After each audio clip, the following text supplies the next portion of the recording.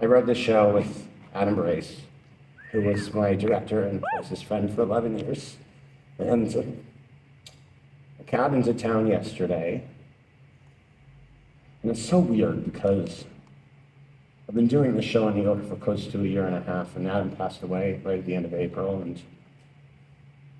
all of the acts in his family, his wonderful family, Becca and Tim and the rest, were checking in pretty constantly, but I felt like it's a little bit crazy because everyone, because I didn't know anyone who knew him in the States, and coming back here yesterday was really weird. I felt like I had been sort of dropped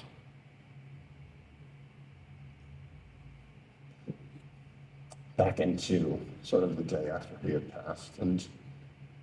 then I went to every show, and of course seeing my friends, a lot of them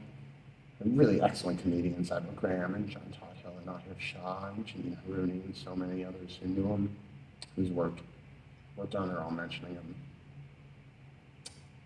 But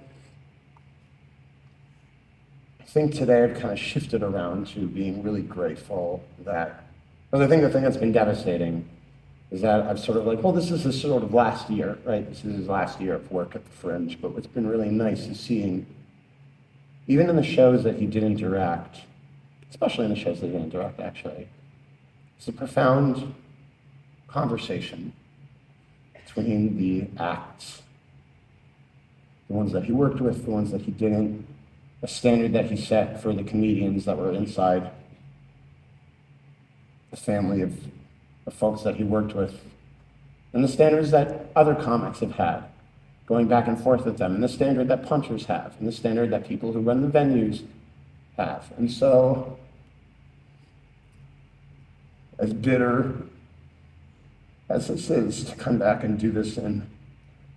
our favorite place without him, it's really nice